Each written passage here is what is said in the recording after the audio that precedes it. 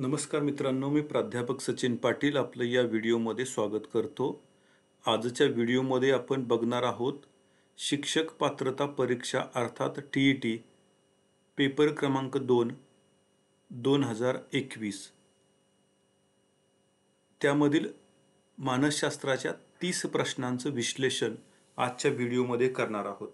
आपण परीक्षेची तयारी करत असतो तेव्हा प्रिव्हियस इयर क्वेश्चन पेपर मधील प्रश्न पाहणं ही पुढच्या प्रश्न समजून घेण्याच्या दृष्टिकोनातून महत्त्वाची गोष्ट असते. चला तर बघूयात 2021 मध्ये कोणते मानसशास्त्राचे प्रश्न पडले होते आणि त्याचं विश्लेषण कशा पद्धतीनं करता येईल. पहिला प्रश्न आहे, खाली दिलेल्या विधानांमध्ये वाढी संदर्भात कोणते विधान योग्य आहे? वाढ विकास या टॉपिकवरचा प्रश्न आहे.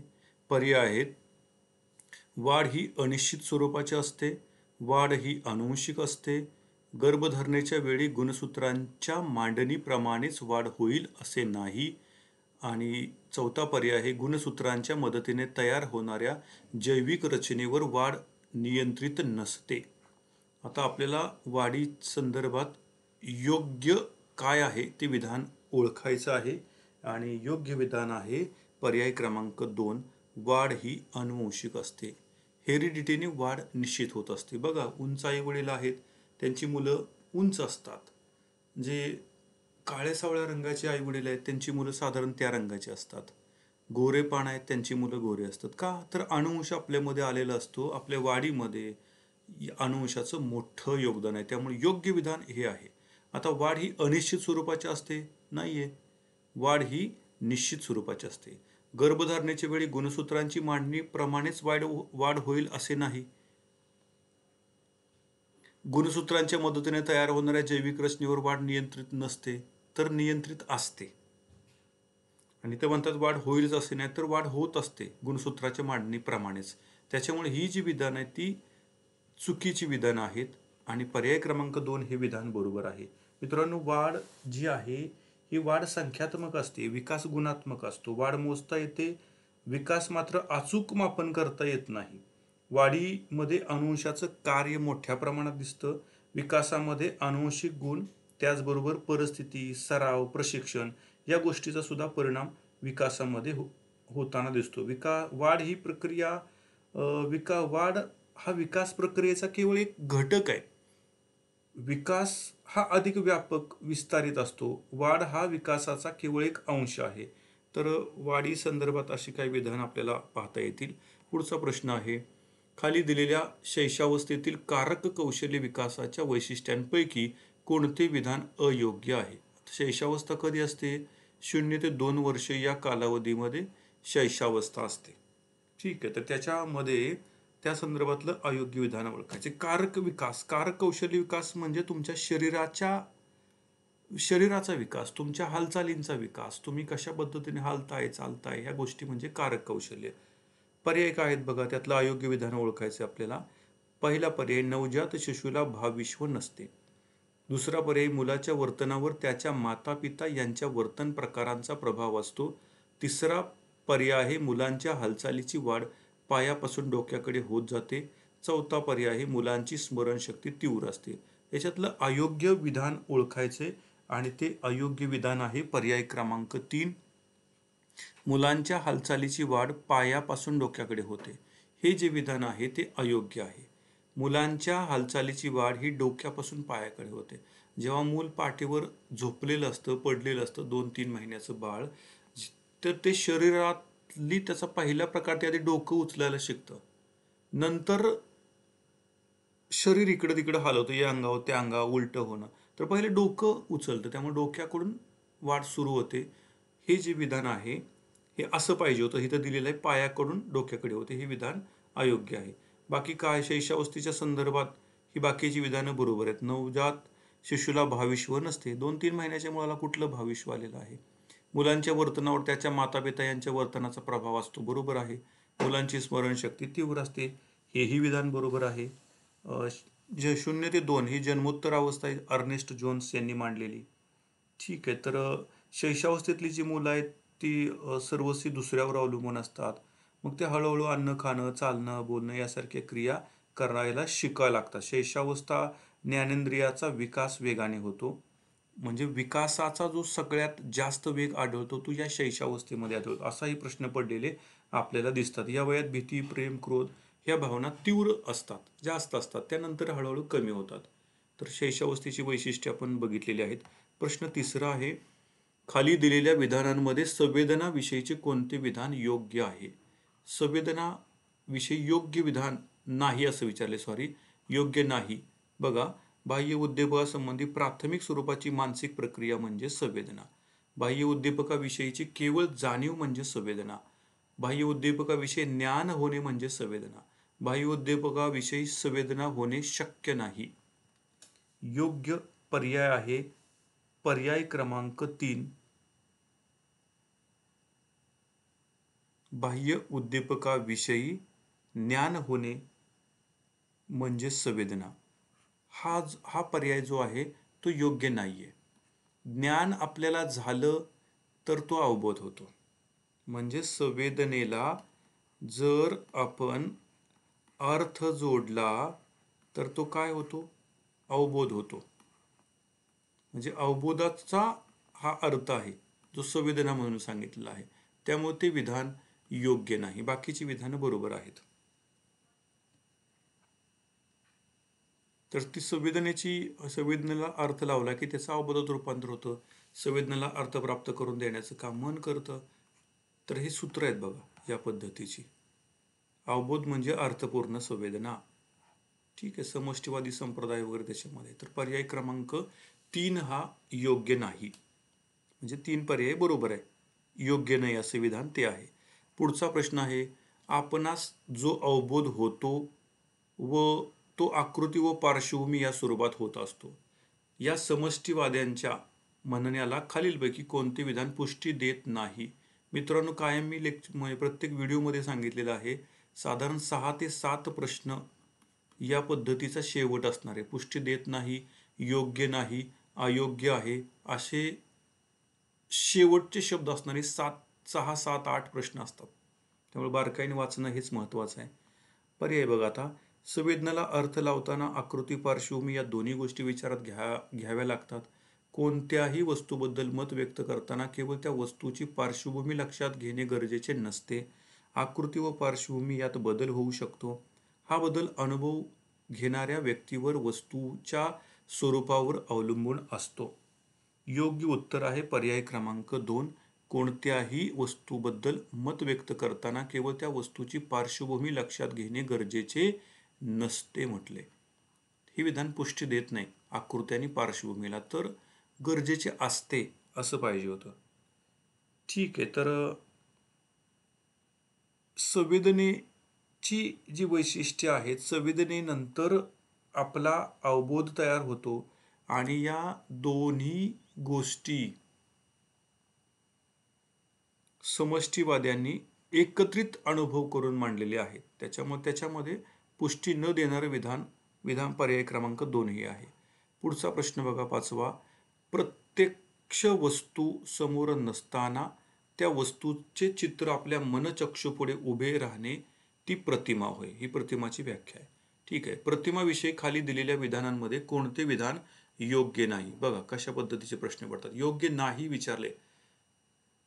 पहिला पर्याय, प्रतिमा तयार होण्यासाठी आधी अनुभव घेतलेले असणे आवश्यक आहे. प्रतिमा तयार होताना सारख्याच तीव्रतेने होतात. जसजसा कालावधी लोटतो तसतशा प्रतिमा धूसर होतात. चौथा पर्याय, ज्ञानेंद्रियाद्वारा ग्रहण होणाऱ्या संवेदनेशी प्रतिमा निगडीत असतात. आता योग्य नाही तो पर्याय आहे पर्याय क्रमांक 2. प्रतिमा तयार होताना सारख्याच तीव्रतेने होतात. असं नाही होत. म्हणजे आठवायचंय. प्रतिमा म्हणजे मागं तुम्ही अनुभव घेतले ते आठवायचे. सगळ्यांना सारख्याच प्रमाणात मागचं आठवता येईल असं होत नाही. त्याच्यामुळं अयोग्य विधान आहे प्रतिमेसंदर्भात.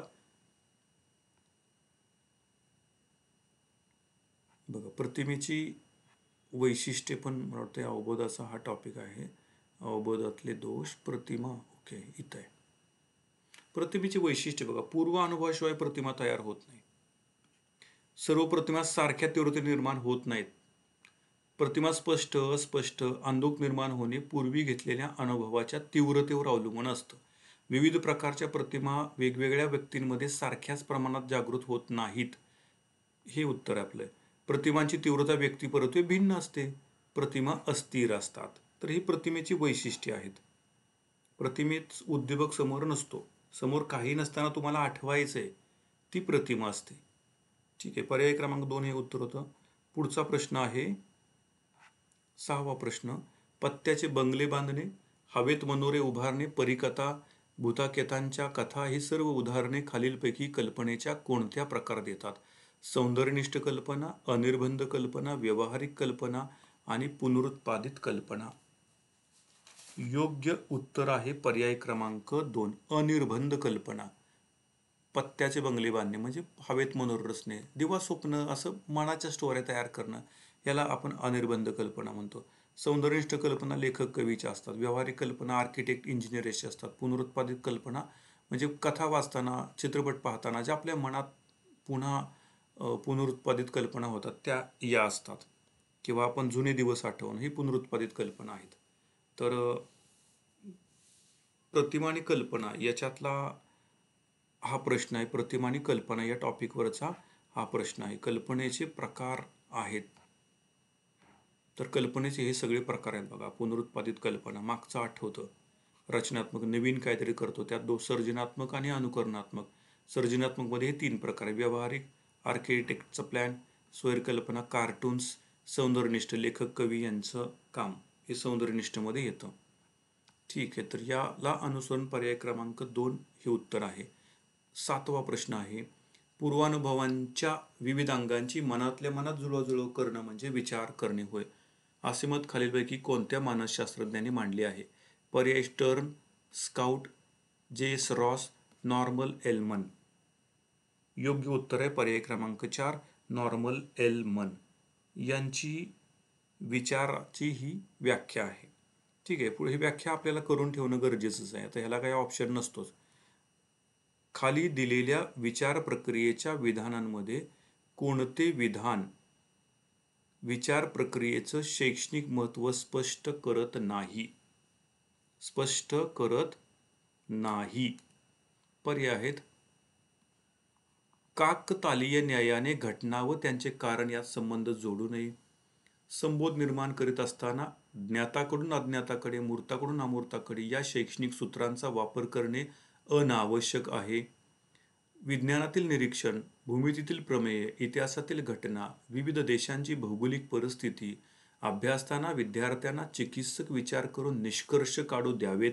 ज्या गोष्टींच्या आधारावर निष्कर्ष काढतो त्या दिलेल्या गोष्टी पुरेशा आहेत किंवा नाही हे पाहिले पाहिजे. आता ह्याच्यातलं आपल्याला बघायचं की शैक्षणिक महत्त्व स्पष्ट करत नाही विचार प्रक्रियेचं, असं विधान आपल्याला शोधायचंय आणि ते विधान आहे पर्याय क्रमांक 2.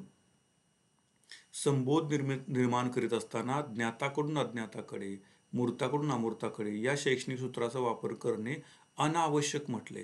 तर मित्रांनो, आवश्यक आहे. आपल्याला माहिती नाही ते ज्ञाताकडून अज्ञाताकडे कळतं, म्हणजे त्या पद्धतीने शिकवा. माहिती आहे त्याच्याकडून माहिती नसलेल्या भागाकडे जावा. मूर्त म्हणजे दिसणाऱ्या गोष्टी त्या आधी सांगा, मग अमूर्त गोष्टी सांगा, न दिसणाऱ्या गोष्टी सांगा. असं शिकवलं तर आपली विचार प्रक्रिया चांगली होईल. आणि ह्या विधानाप्रमाणे ती चांगली होणार नाही, त्याचं ती महत्त्व नाही. त्यामुळे पर्याय क्रमांक 2 हे उत्तर आहे. विचार प्रक्रियेमध्ये वेगवेगळे दोष पण असतात. आपण विचार प्रक्रियेतले दोष आहे. निरीक्षणातला दोष, पूर्वग्रह दोष, काकतालीय न्याय, इच्छानुवर्ती विचार.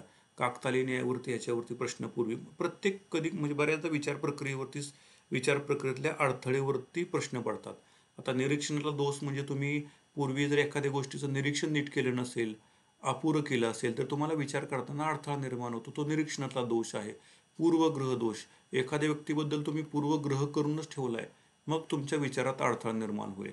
काकतालीय न्याय म्हणजे 2 घटना लागोपाठ घडल्या, पण त्या 2 घटनांमध्ये एकमेकींचा संबंध नाहीये, पण तुम्ही तरी ओढून ताणून संबंध जोडता, त्याला काकतालीय न्याय म्हणतात.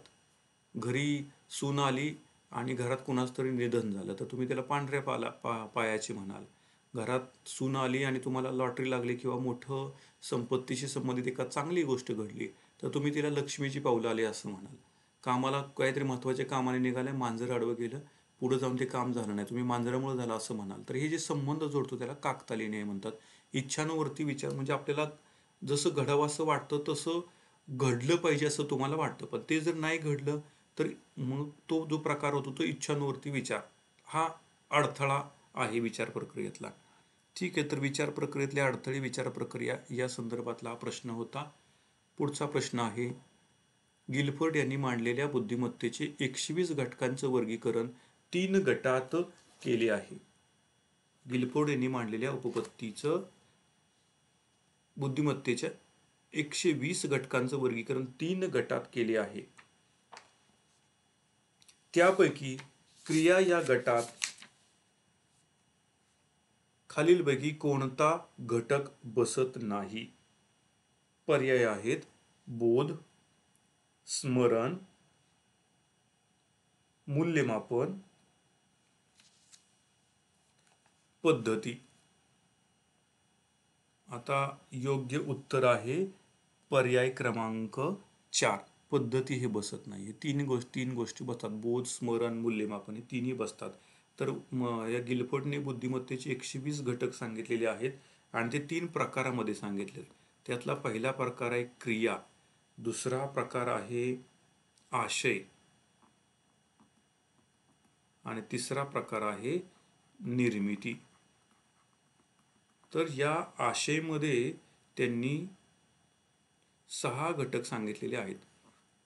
क्रियामध्ये 6 घटक सांगितलेले आहेत: बोधन, स्मरण, एकाग्र, भिन्न विचार, मूल्यमापन.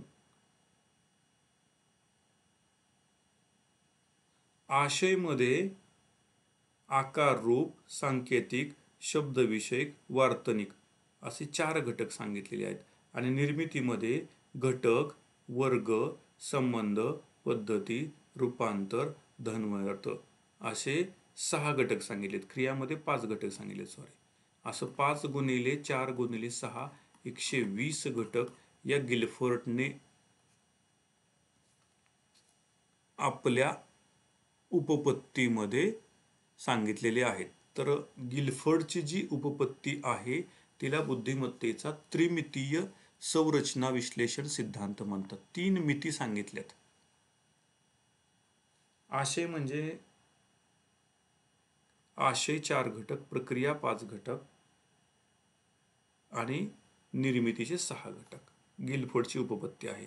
तर अशा वेगवेगळ्या उपपत्ती आहेत बघा. बिनेटरमननी एक घटक सिद्धांत मांडलेला आहे. त्याच्यानंतर स्पियरमनने द्विघटक सिद्धांत मांडलेला आहे. थॉर्नडाईकने बहुघटक, थर्स्टनने अनेक घटक, गिलफोर्डने त्रिमितीय, थॉम्सनने समूह घटक, स्टेनबर्गने स्फटिकमय त्रिकूट बुद्धिमत्ता सिद्धांत, हार्वर्ड गार्डनरचा बहुबुद्धिमत्ता सिद्धांत आणि नेड हार्मनचं मेंदू संदर्भीय बुद्धिमत्तेचं प्रारूप आहे. भावनिक बुद्धिमत्ता डॅनियल गोलमनने मांडलेली आहे. तर बुद्धिमत्तेच्या अनुषंगाने हे एक्स्ट्राचे मुद्दे तुम्हाला मिळत आहेत. पुढचा प्रश्न आहे, गेसिल यांनी विकासाची संकल्पना मांडताना टिंबटिंब या गोष्टीवर भर दिला आहे. पर्याय गुणविशेष, परिपक्वता, अध्ययन आणि परिणाम. योग्य उत्तर आहे पर्याय क्रमांक 1 गुणविशेष. गेसेलने गुणविशेषावरती भर दिलेला आहे. पुढचा प्रश्न आहे, खालीलपैकी टिंबटिंब ही औपचारिक अध्यापन उपपत्ती आहे. पर्याय अनुदेशन उपपत्ती, ब्रुनरची उपपत्ती, सॉक्रेटिसची उपपत्ती, अध्यापनाची सामान्य उपपत्ती. योग्य पर्याय आहे सॉक्रेटिसची उपपत्ती ही औपचारिक अध्यापन उपपत्ती आहे. ठीक आहे, पुढचा प्रश्न आहे, सामान्य अध्यापन उपपत्तीच्या वर्गातील अध्यापनाची ज्ञानात्मक उपपत्तीचा पुरस्कर्ता टिंबटिंब हा आहे. योग्य उत्तर आहे पर्याय क्रमांक 2 एल एन गेज हा वर्गातील म्हणजे या ज्ञानात्मक अध्यापन उपपत्तीचा पुरस्कर्ता आहे. पुढचा प्रश्न आहे, खालीलपैकी व्यक्तिमत्वावर परिणाम करणाऱ्या घटकांपैकी टिंबटिंब हा मनोसामाजिक घटक आहे. पर्याय शारीरिक दुबळेपणा, संस्कृती, अनुवंश, शरीरयष्टी. योग्य पर्याय आहे संस्कृती. शारीरिक दुबळेपणा, अनुवंश, शरीरयष्टी हे घटक शारीरिक किंवा अनुवंशिक असतात. तसेच संस्कृती हा घटक जो आहे तो मनोसामाजिक घटक आहे. व्यक्तिमत्वावर अनुवंशिक व सामाजिक दोन्ही घटकाचा प्रभाव पडत असतो. ठीक आहे, पुढचा प्रश्न आहे, मानवी विकासाच्या कोणत्याही अंगाचा विचार केला तरी शिक्षकाला अनुवंश व परिसर या दोन्ही घटकांचा विचार करावा लागतो. यासाठी खालीलपैकी कोणती विधाने समर्थन करतात? पर्याय आहेत बघा. शाळेत येणाऱ्या भिन्न अनुवंशाच्या विद्यार्थ्यांच्या सुप्त शक्तीचा विकास व्हावा म्हणून योग्य वातावरण देण्यासाठी. दुसरा, प्रत्येकाच्या उपजत वृत्ती व कला लक्षात घेऊन तशा प्रकारचा अभ्यास विषयाची सोय करण्यासाठी. तिसरा पर्याय, गरीब किंवा मागासलेल्या मुलांना योग्य वातावरण देऊन त्यांची प्रगती होण्यासाठी. चौथा आहे, शिक्षकांना अध्यापन करताना विद्यार्थ्यांच्या बौद्धिक मर्यादा समजून घेऊन योग्य अध्यापन पद्धतीची निवड करण्यासाठी. योग्य उत्तर आहेत सगळेच पर्याय. अ, ब, क, ड सगळे पॉझिटिव्ह उत्तर आहेत आणि समर्थन करतात. त्यामुळं पर्याय क्रमांक 4 हे योग्य उत्तर आहे. पुढचा प्रश्न आहे, ज्या प्रक्रियेत वर्तन करण्यास पूर्ण स्वातंत्र्य नसते तसेच पूर्ण बंधने नसते तर मर्यादित स्वातंत्र्य असते व प्रयोज्याला वर्तन विषयक 3-4 पर्याय दिलेले असतात, त्यास टिंबटिंब म्हणतात. पर्याय, साधक अभिसंधान, कारक अभिसंधान, अभिजात अभिसंधान आणि तात्कालिक अभिसंधान.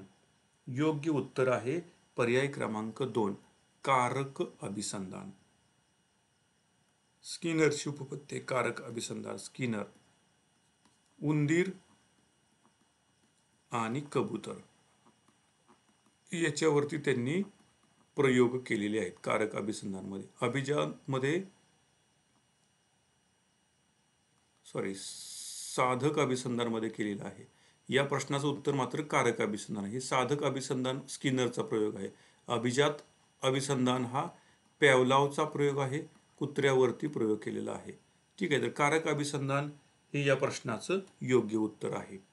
पुढचा प्रश्न आहे, व्यक्तीच्या किंवा प्राण्यांच्या वर्तनाला विशिष्ट आकार देण्यासाठी व या विशिष्ट वर्तनाला विशिष्ट बक्षीस देऊन अपेक्षित वर्तन अध्ययनार्थ्याकडून घडवून आणण्यासाठी टिंबटिंब हा अध्यापन प्रकार उपयुक्त ठरतो.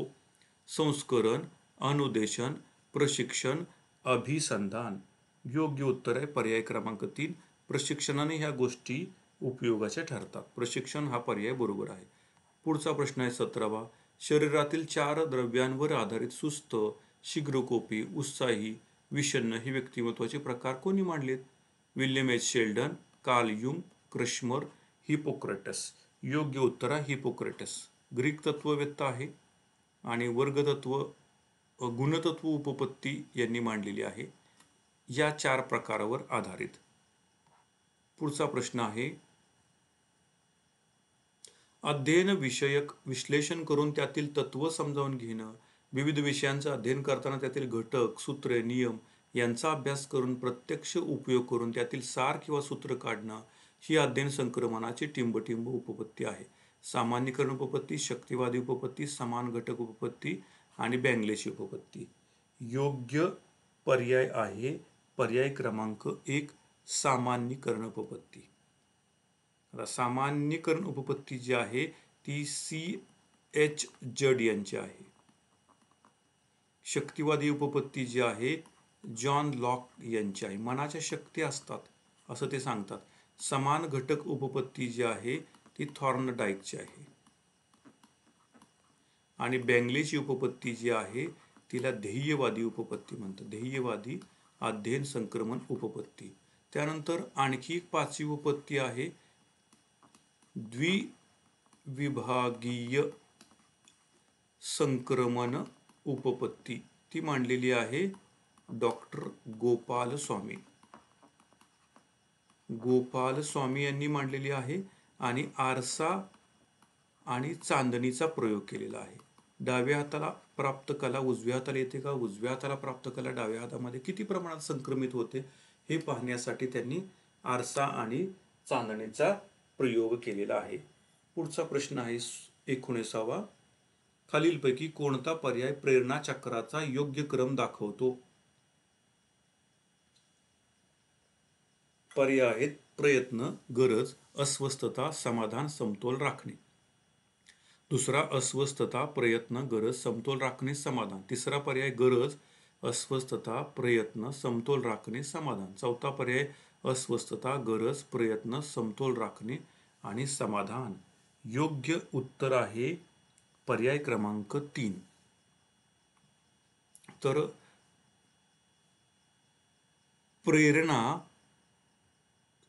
प्रेरणाचे एक चक्र आहे बघा.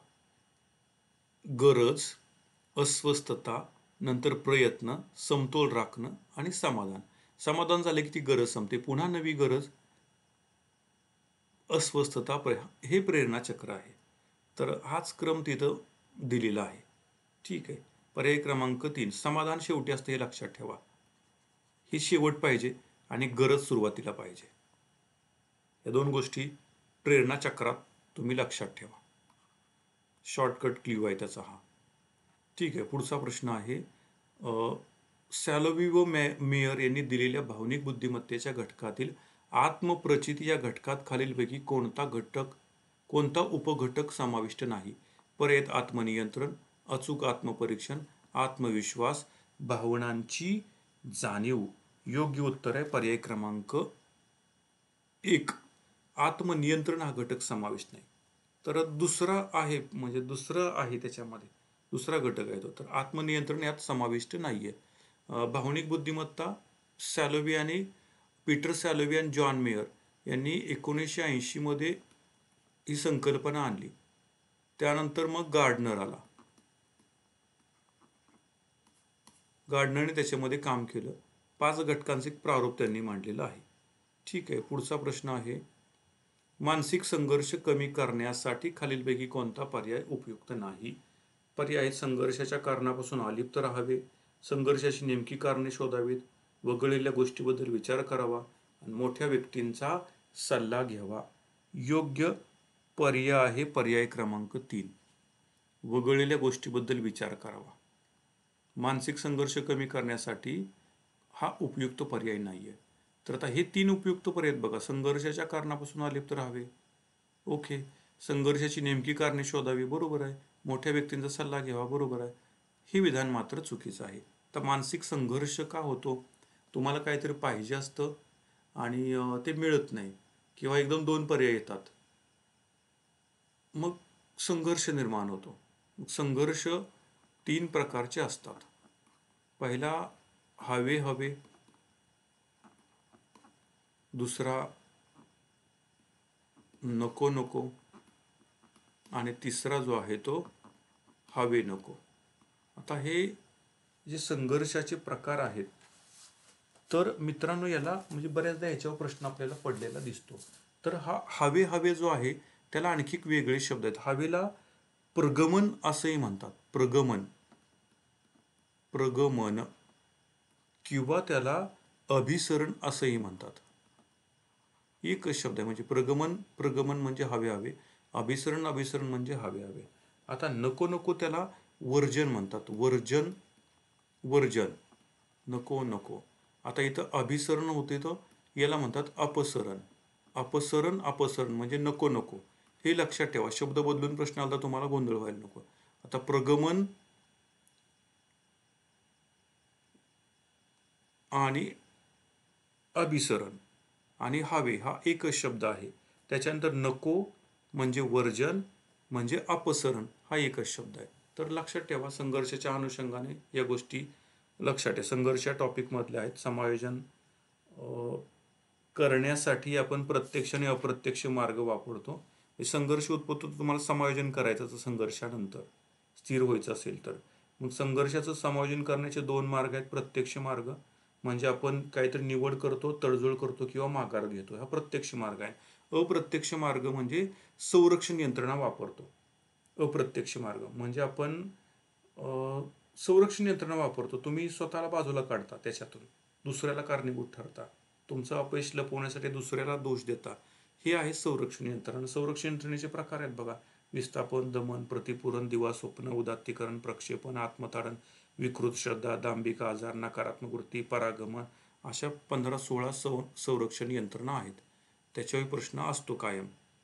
ठीक आहे. पुढचा प्रश्न आहे, विशेष गरजा असलेल्या अध्ययनार्थ्यांच्या बाबतीत खालीलपैकी कोणती बाब योग्य आहे? विशेष गरजा असलेली मुलं आहेत.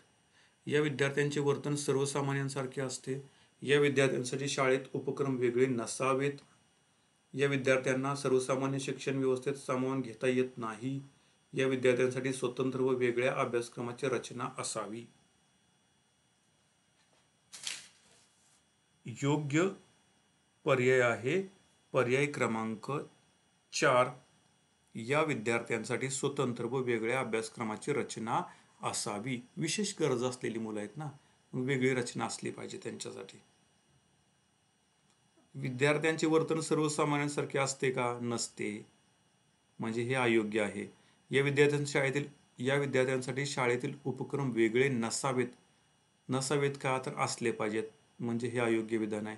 या विद्यार्थ्यांना सर्वसामान्य शिक्षण व्यवस्थेत सामावून घेता येत नाही, पण घेतलं पाहिजे. NEP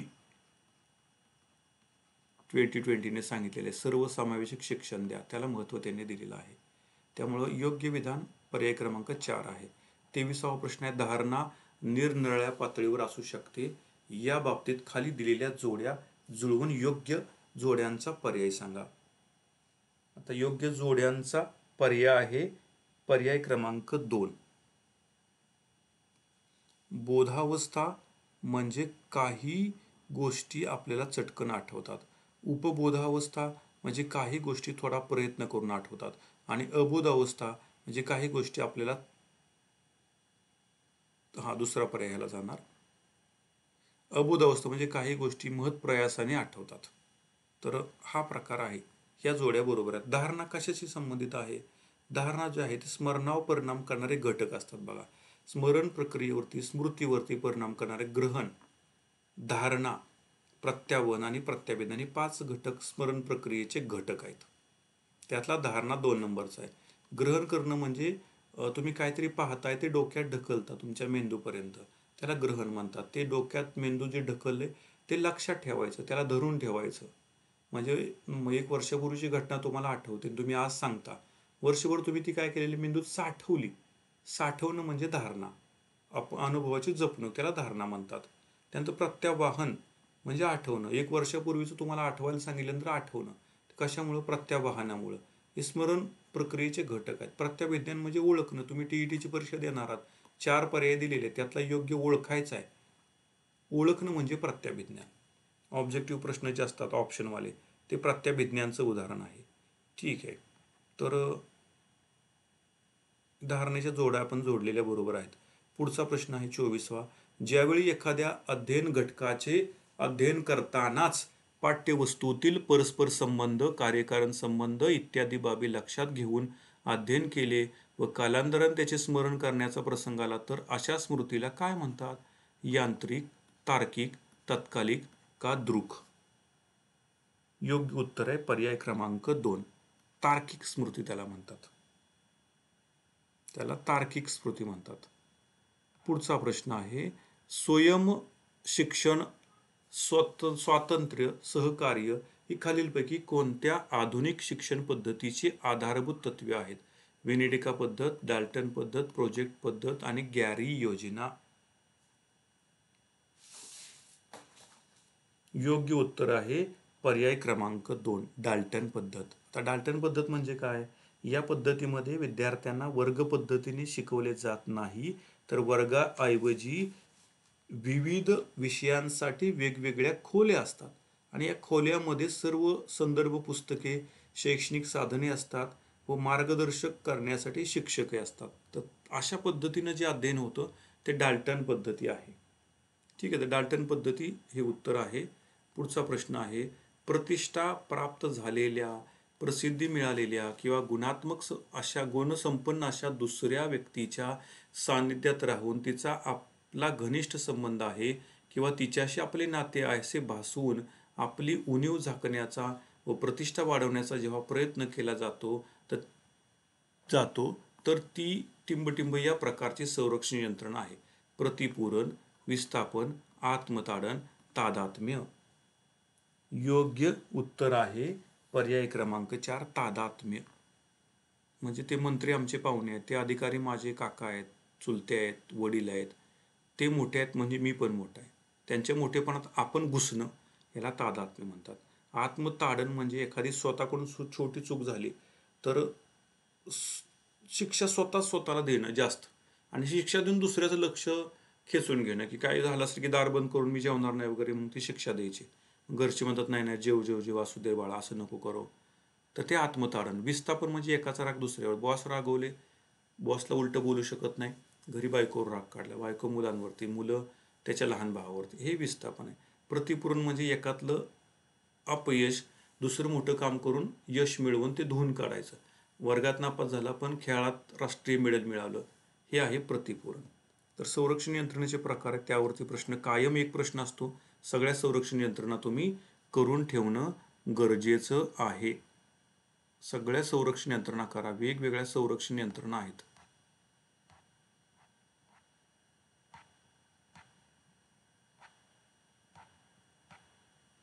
तर ह्या सगळ्या संरक्षण यंत्रणा तुम्हाला ते करणं गरजेचं आहे. वृत्तासमर्थन, प्रक्षेपण, दमन, प्रतिपूरण या 14-15 प्रकारच्या आहेत संरक्षण यंत्रणा.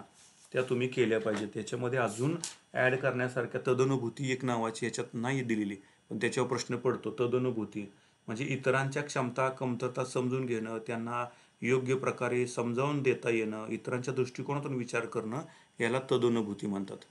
तदनुभूती 15वी तुम्हाला मी ॲड करतोय. यातल्या 4 चित्र आपण अर्थ बघितलेले आहेत. ठीक आहे, तर ह्या करून ठेवा. 27वा प्रश्न आहे, नव्याने येणारे अनुभव हे जुन्या अनुभवात साधर्म्य, सानिध्य इत्यादी नियमानुसार मिसळत जाऊन त्याच्या साखळ्या तयार होत जातात, असे मत मांडून साहचर्यावर आधारलेली प्रबोध प्रक्रियेची उपपत्ती कोणत्या मानसशास्त्रज्ञाने सादर केली? John Locke, Herbert, Thorndike, Skinner. योग्य उत्तर आहे पर्याय क्रमांक 2, जॉन हर्बर्ट. पंचपदी यांनी मांडलेली आहे. तर हर्बर्ट हे उत्तर आहे. पुढचा प्रश्न आहे 28वा. खाली 3 उपागम आणि त्यांच्याशी संबंधित आशयातील फरक दिलेला आहे, त्यांच्या जोड्यांचा पर्याय कोणता? आता उत्तर मी तुम्हाला देतोय. त्याचा योग्य जोड्यांचा क्रम आहे पर्याय क्रमांक 2. पेडागॉगी म्हणजे आशय शिक्षक ठरवतात.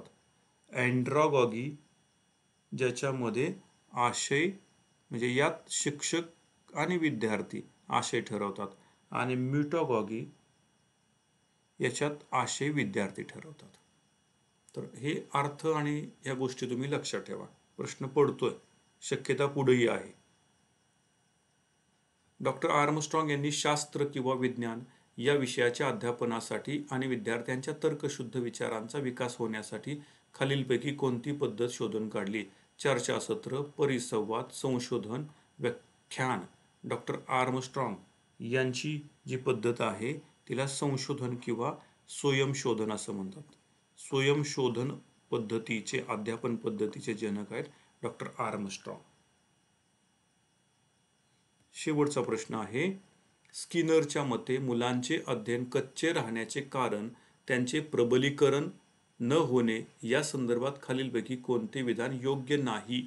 पर्याय, प्रबलीकरण न होण्याचे कारण प्रोत्साहनाचा प्रभाव असणे, प्रत्येक विद्यार्थ्याची अध्ययन क्षमता सारख्याच दर्जाची व पातळीची असणे, अध्ययन घटकाच्या सरावाचा अभाव असणे, व्यक्तिगत अध्ययन पद्धतीची सोय केल्यास प्रबलीकरण चांगले होणे. योग्य उत्तर आहे, योग्य पर्याय आहे पर्याय क्रमांक 2. हे विधान योग्य नाही. काय? प्रत्येक विद्यार्थ्याची अध्ययन क्षमता सारख्याच दर्जाची व पातळीची असणे. सारख्याच दर्जाची नसते, त्यामुळे हे विधान अयोग्य आहे. तर मित्रांनो, TET मध्ये आजपर्यंत जेवढे पेपर 1 आणि पेपर 2 संदर्भात 2013 पासून 2024 पर्यंत परीक्षा झालेल्या आहेत, त्या सगळ्या पेपरवरती मानसशास्त्राच्या प्रश्नाच्या विश्लेषणाचे व्हिडिओ बनवलेले आहेत. तेही या व्हिडिओ बरोबर आपण जरूर पाहावेत. थँक्यू.